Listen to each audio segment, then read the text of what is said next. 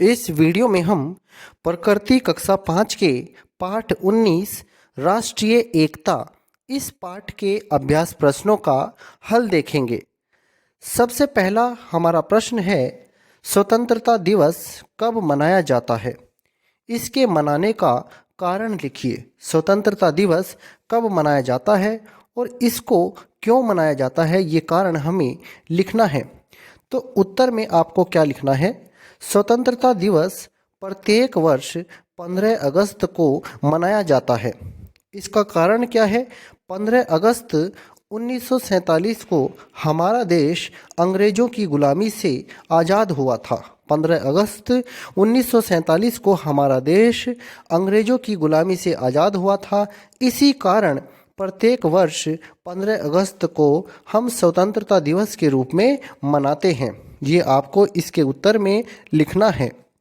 अब देखते हैं हम अपने दूसरे सवाल को। 26 जनवरी को हम गणतंत्र दिवस क्यों मनाते हैं? 26 जनवरी को हम गणतंत्र दिवस क्यों मनाते हैं? इस प्रश्न के उत्तर में आपको क्या लिखना है? 26 जनवरी 1950 को हमारे देश का संविधान पूरे भारत में लागू हुआ था। पूरे भारत में लागू हुआ था, इसलिए हम 26 जनवरी को गणतंत्र दिवस के रूप में मनाते हैं। प्रत्येक वर्ष 26 जनवरी को हम गणतंत्र दिवस के रूप में मनाते हैं और 15 अगस्त को हम स्वतंत्रता दिवस के रूप में मनाते हैं। तीसरा प्रश्न है हमारा, गांधी जी के बारे में लिखिए। आपको यहाँ पर गांधी जी के बारे में कुछ पंक्तियाँ, कुछ लाइनें लिखनी है। तो आप इनके बारे में इस तरह से लिख सकते हैं। गांधी जी का पूरा नाम मोहनदास करमचंद गांधी है। इनका जन्म 2 अक्टूबर सन 1869 को गुजरात प्रांत के पोरबंदर में हुआ था। गुजरात प्रांत के पोरबंदर में इनका जन्म हुआ था 2 अक्टूबर 1869 को। गांधी जी ने सत्य एवं अहिंसा के मार्ग पर चलकर, यहाँ पर के आएगा, सत्य एवं अहिंसा के मार्ग पर चलकर देश को आज़ाद कराया। प्रत्येक वर्ष 2 अक्टूबर को हम गांधी जयंती के रूप में मनाते हैं।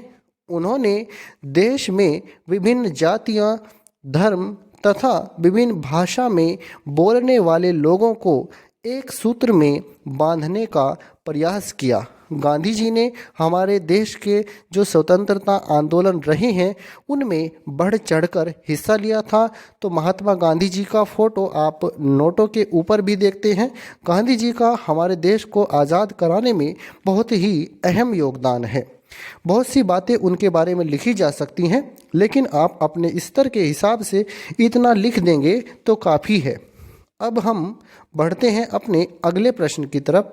राष्ट्रीय एकता क्यों आवश्यक है? राष्ट्रीय एकता क्यों आवश्यक है? इस प्रश्न के उत्तर में आप क्या लिख सकते हैं? पहले तो हम ये समझ लेते हैं कि राष्ट्रीय एकता का मतलब क्या है।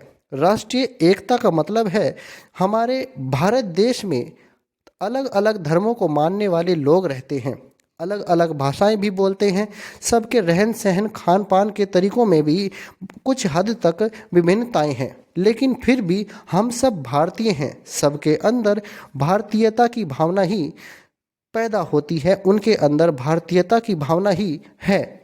तो वो सब लोग, चाहे वो किसी भी धर्म को मानने वाले हों, लेकिन सब भारतीय कहलाते हैं और भारत को एकता के सूत्र में बांधते हैं।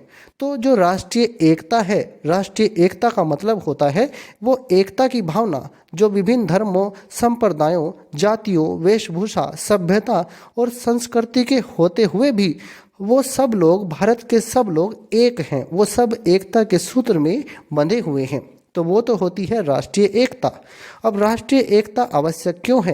क्योंकि राष्ट्रीय एकता राष्ट्र को सशक्त एवं संगठित बनाती है, राष्ट्र को मजबूत बनाती है। हमारे देश को अगर विकास की राह में दौड़ना है तो उसके लिए राष्ट्रीय एकता का मजबूत होना बहुत ज़रूरी होता है। तो राष्ट्रीय एकता ही वह भावना है जो विभिन्न धर्मों, संप्रदायों, जाति, वेशभूषा, सभ्यता एवं संस्कृति के लोगों को एक सूत्र में पिरोए रखती है। अनेक विभिन्नताओं के उपरांत भी सभी परस्पर मेल जोल से रहते हैं, इसे हम राष्ट्रीय एकता कहते हैं। तो राष्ट्रीय एकता हमारे राष्ट्र को सशक्त और संगठित बनाए रखने के लिए बहुत आवश्यक होती है। अब हम देखते हैं अपने अगले प्रश्न को, सेना क्या कार्य करती है? भारतीय सेना के प्रमुख अंगों के नाम बताइए। तो सेना क्या कार्य करती है? सेना हमारे देश की रक्षा करती है। कहाँ कहाँ से? जल, थल या वायु मार्ग से आने वाले शत्रु से हमारे देश की रक्षा करती है। भारतीय सेना के 3 अंग हैं, जल सेना, थल सेना और वायु सेना। ये भारतीय सेना के अंग होते हैं और जल सेना, थल सेना, वायु सेना, इन तीनों सेनाओं का सर्वोच्च सेनापति भारत का राष्ट्रपति होता है। आगे देखते हैं हम अपने छठे प्रश्न को, किसका संबंध किससे है? ये हमें मिलान करना है। तो हमने इसको मिलान कर दिया है, आप इसको ऐसे ही अपनी नोटबुक में नोट कर सकते हैं। स्वतंत्रता दिवस 15 अगस्त को मनाया जाता है, गणतंत्र दिवस 26 जनवरी को, गांधी जयंती 2 अक्टूबर को, राज चिन्ह, हमारा राज चिन्ह अशोक स्तंभ से लिया गया है, राष्ट्रगीत जो है हमारा वो वंदे मातरम है। अब हम बढ़ते हैं अपने अगले प्रश्न की तरफ। प्रश्न 7 है हमारा, रिक्त स्थानों की पूर्ति कीजिए। रिक्त स्थानों की हमें पूर्ति करनी है। अब देखते हैं, इसमें सबसे पहला कथन है, हमारा राष्ट्रगीत है। हमारा राष्ट्रगीत वंदे मातरम है। आगे, जन गण मन हमारा राष्ट्रगान है। जन गण मन हमारा राष्ट्रगान है। हमारा राष्ट्रीय पक्षी मोर है। हमारा राष्ट्रीय पक्षी क्या है? मोर है। हमारे देश की समुद्री सीमा की लंबाई 7,500 किलोमीटर है। 7,500 किलोमीटर हमारे देश की समुद्री सीमा की लंबाई है। देखिए, मान लीजिए ये हमारा भारत का नक्शा है, तो इसमें जो नीचे का हिस्सा है ये वाला, यहाँ समुद्री सीमा है और जो ऊपर का हिस्सा है ये स्थलीय सीमा में आता है।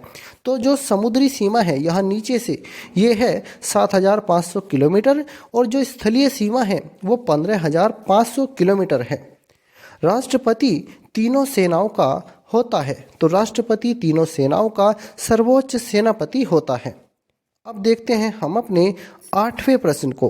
अपनी कॉपी में निम्नलिखित के चित्र बनाकर उन्हें रंगिए। तो आपको इनके चित्र बनाने हैं और उनमें रंग भरना है। राष्ट्रीय पशु, तो हमारा राष्ट्रीय पशु है बाघ यानी टाइगर।